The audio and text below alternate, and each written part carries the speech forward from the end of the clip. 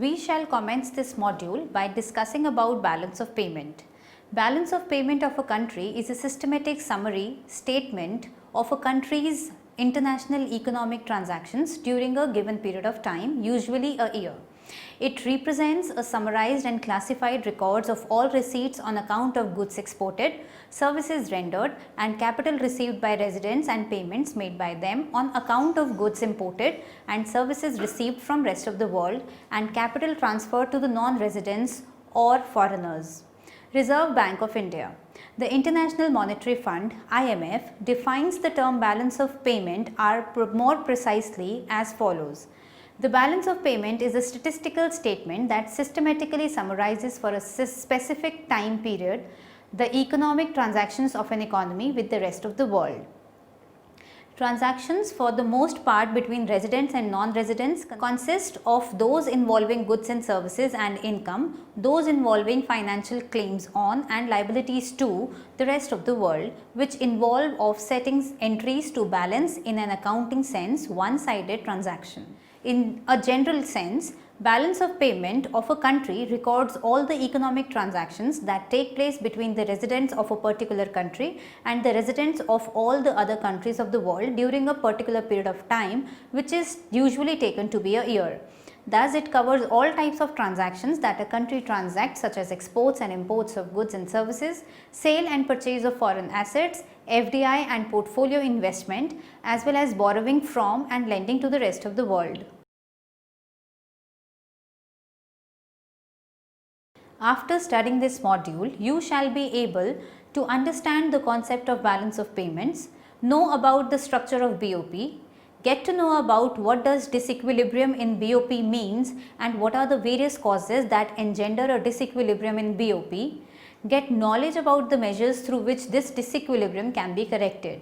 Let us now discuss the significance of balance of payments. The study of balance of payments of a country serves the following purposes. It indicates the changing international economic or financial position of a country. It helps in formulation of a country's monetary, fiscal and trade policies. It helps in determining the influence of foreign trade and transactions on the level of national income of a country. It is useful to banks, firms, financial institutions and individuals which are directly or indirectly involved in international trade and finance. It is an economic barometer of nation's progress vis-a-vis rest of the world. Moving on to discuss the components or structure of BOP. A country's BOP can broadly be classified into two types of accounts, viz. Current account and capital account. Current account. The current account of the balance of payments comprises of all those transactions which pertain to trade in goods and services, income and unilateral transfers. The current account records the following items. A. Merchandise exports and imports. Merchandise exports and imports are the most significant items of the current account. In general, it accounts for a substantial portion of total transactions entered in a country's BOP. Usually, exports are estimated on free on board basis, signifying that the transportation cost of insurance, etc. are not included, and imports are estimated on carriage, insurance and freight basis, which signifies that the transportation cost of insurance and freight get included. B. Invisible exports and imports. Invisible exports and imports, also known as services, exports and imports are another main component of a country's current account. Significant invisible items include travel, insurance, transportation, investment income in the form of profits, dividends, etc. and government not included elsewhere. C. Unilateral transfers. The third component of the current account is unilateral transfers or transfer payments. Unilateral transfers include grants, gifts, etc. either received from abroad or given abroad. They are one-sided transactions without a quid pro quo that has a measurable value. The unilateral transfers could be official or private. Capital account. The capital account of a country's BOP comprises of all those transactions that are related to financial assets in the form of short-term and long-term borrowings and lending, and the transactions related to private and official investments. To state it otherwise, the capital account records the international movements of loans and investments and depicts a change in a country's position regarding the foreign assets and liabilities. The capital account majorly comprises of the following. A. Borrowing from and lending to foreign countries. Borrowings from foreign countries are credit entries since they signify receipts from foreign nations. Lending to foreign nations are debit entries since they signify payments to the foreign nations. This lending or borrowing could be of the short term, that is up to 1 year, or long term, that is more than 1 year. Borrowing from and lending to foreign countries could also be called as net sale of assets to foreigners and net purchases of assets from foreigners. B. Direct investment and portfolio investment. Direct investment is investment in enterprises located in one country but effectively controlled by the residents of another country. Mostly direct investments take place in the form of investment in subsidiaries or branches by parent companies situated in some other country. Portfolio investment signifies buying foreign securities which do not involve any claim on ownership or control of foreign companies. In other words, borrowing from foreign countries and direct and portfolio investment by foreign countries represents capital inflows, whereas lending to foreign nations and direct and portfolio investment in foreign nation represents capital outflows. In a broader sense, real or income generating transactions are recorded into current account of BOP, while capital or financial transactions are recorded into the capital account of BOP. Other components. Apart from the above mentioned two main accounts, a country's BOP also records some other transactions like transactions with IMF, SDR allocations, errors and omissions, and official settlements or reserve account. Next, we shall discuss the disequilibrium in balance of payments. Albeit the credit and debit sides are written balanced in the BOP, it may not always remain balanced. Very often, either the debit side exceeds the credit side or the credit side exceeds the debit side, which engenders an imbalance in the BOP account, which is referred to as disequilibrium. Surplus in BOP. When the autonomous receipts, that is credits, are greater than autonomous payments, that is debits, the balance of payment will be in surplus or favorable. To state it otherwise, if total credits exceed total debits in the current and capital account, including errors and omissions, then the balance of payment will set to be in surplus. This surplus is settled with an equal amount of net debit in the official reserves account. Deficit in BOP. When the autonomous receipts, that is credits, are smaller than autonomous payments, that is debits, the balance of payments will be in deficit or unfavorable or adverse. To state it differently, when total debits exceed total credits in the current and capital accounts, including errors and omissions, then the BOP is said to be in deficit. This deficit is settled with an equal amount of net credits in the official reserve account. Types of disequilibrium. Disequilibrium in the balance of payments can be categorized as follows. First, temporary disequilibrium. Temporary disequilibrium in the form of deficits or surpluses tends to last for a short span of time. They are the result of temporary alterations in the economy like crop failure, seasonal fluctuations, effect of weather on agriculture production, etc. Such disequilibrium may occur once in a while and gets automatically corrected. It does not pose a serious problem for a country. Second, fundamental disequilibrium. There is no precise definition of the term fundamental disequilibrium. Economists generally define fundamental disequilibrium as a deep-rooted persistent deficit or surplus in the BOP of a country. It is a chronic BOP deficit according to IMF. It is of long-term nature and an issue of grave concern for the country. Third, cyclical disequilibrium. Cyclical fluctuations in the business activity also lead to balance of payment disequilibrium. Cyclical disequilibrium occurs because trade cycles follow different routes and patterns in different nations. Different countries follow different stabilization programs and differences in prices and income elasticities of demand for imports. Structural disequilibrium. Structural disequilibrium occurs as a result of structural changes in the economy. Some of the structural changes would include changes in technology, changes in taste and preferences, changes in long-term capital movements, etc. Let us now understand the causes of disequilibrium in balance of payment. First, population growth. Most countries experience acceleration in the population, and in some like India and China, the population is not only large but increases at a faster rate. Imports become imperative to satisfy the needs of increasing population base. Second, development programs. Developing countries which have embarked upon planned development programs require importing capital goods, some raw materials which are not available at home, and highly efficient and skilled manpower. To pursue long-term development, imports of these items for quite a long time become necessary, which engenders the BOP deficit. Third, demonstration effect. It has been seen that people in developing countries try to adapt to the consumption pattern of the people in developed nations, due to which their import tends to increase. If the exports do not rise at the same time, the balance of payments might become unbalanced. Fourth, natural factors. Sometimes natural factors such as floods, famines, etc. can adversely affect the agricultural and industrial production in a particular year. Due to the low level of production, the country will be able to export less and will need to import more, thus causing disequilibrium in the BOP. Fifth, cyclical fluctuations. Trade cycles such as boom, recession, etc. can affect the balance of payment by influencing the level of a country's export.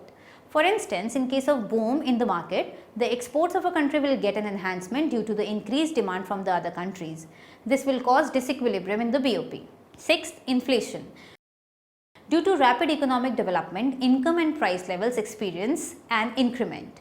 Due to this, imports get increased while exports get reduced, thus causing a deficit in the BOP. Seventh, poor marketing strategies.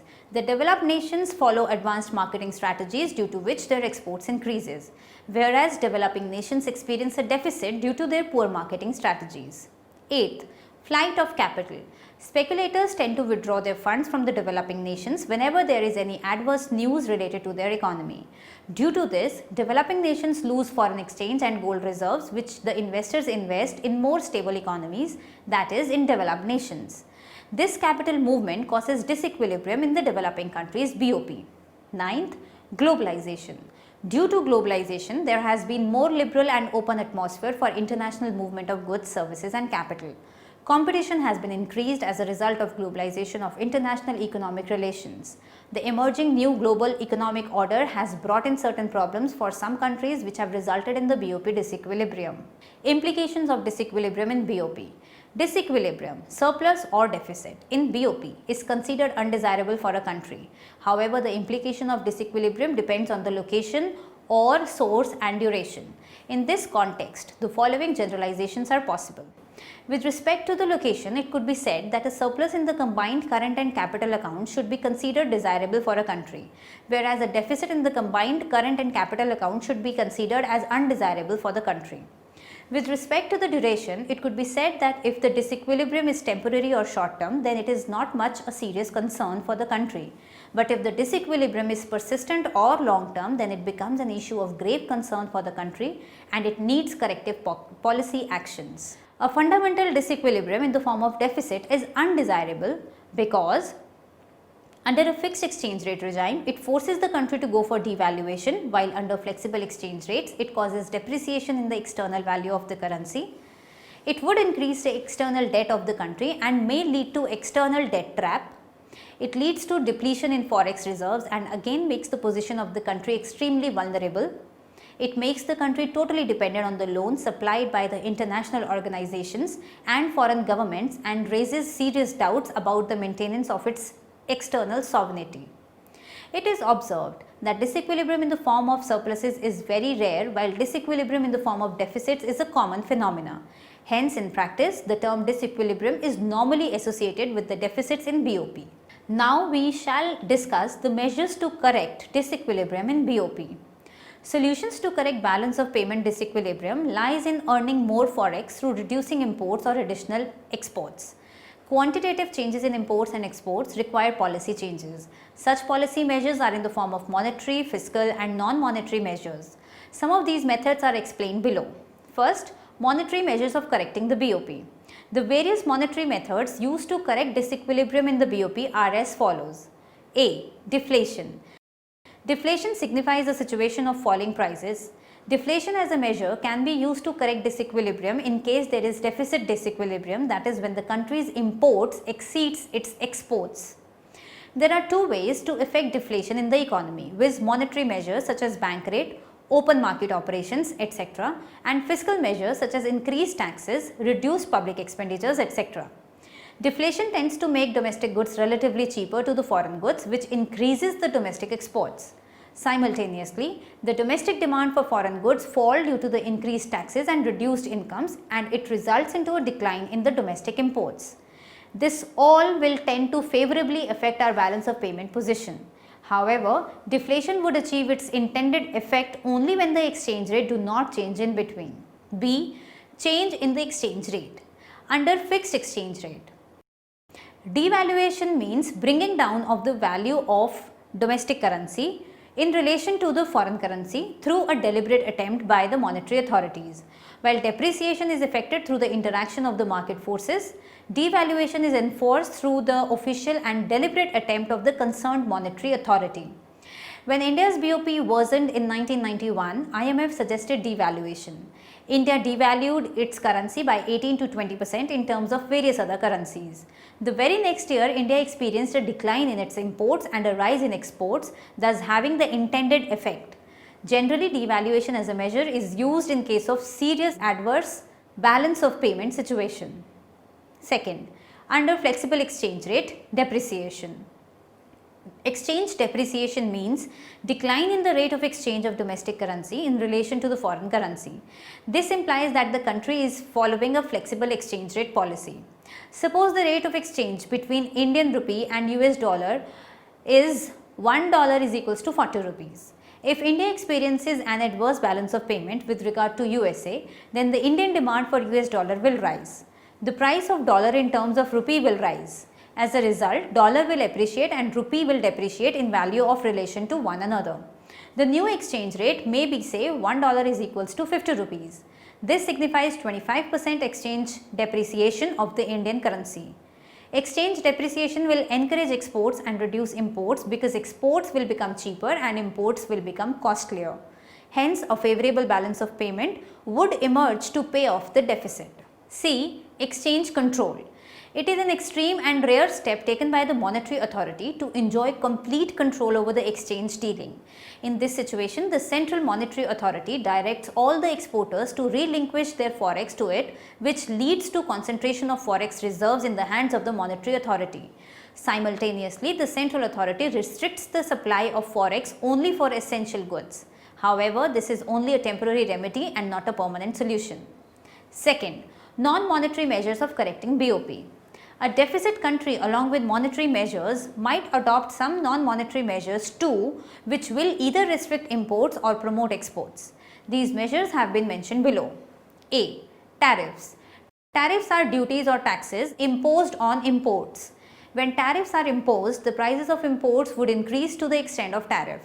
This will tend to reduce the desire for imported goods and induce domestic producers to produce more of the import substitutes. The imports of non-essential goods can substantially be reduced through this measure. B. Quantitative restrictions or quotas. Under this system, the government fixes the maximum quantity of a particular commodity that can be imported in a particular period of time. This leads to improvement in the BOP situation by limiting imports. Types of quotas. Tariff or custom quota, unilateral quota, bilateral quota, mixing quota and import licensing. C. Export promotion. Under this measure, the government can resort to some export enhancing measures such as tax incentives to exporters, credit facilities and monetary incentives to exporters, provision of marketing facilities, etc. The government may also help to promote export through exhibitions, trade fairs, conducting marketing research and by providing the required administrative and diplomatic support to cater to the potential markets. D. Import substitution. A country may resort to import substitution to reduce the volume of imports and make it self-reliant. Fiscal and monetary measures can be adopted to encourage industries producing import substitutes.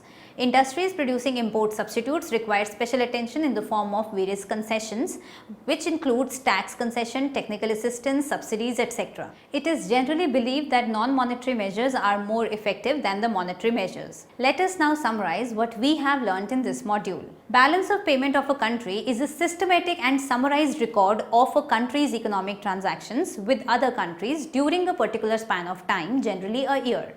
It shows a classified statement of first, all receipts from exports of goods and services and capital received by residents. Second, all payments for imports of goods and services and capital transferred to the non-residents or residents of foreign countries. The BOP of country depicts the changing international financial position of the country and supports in formulating the country's monetary, fiscal and trade policies. The BOP is broadly divided into categories: current account and capital account. The current account records all those transactions that pertain to the trade of goods, services and unilateral transfers.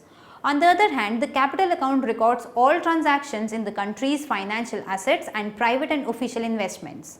To state it otherwise, the capital account depicts the flow of loans and investments and thus depicts a change in country's foreign assets and liabilities.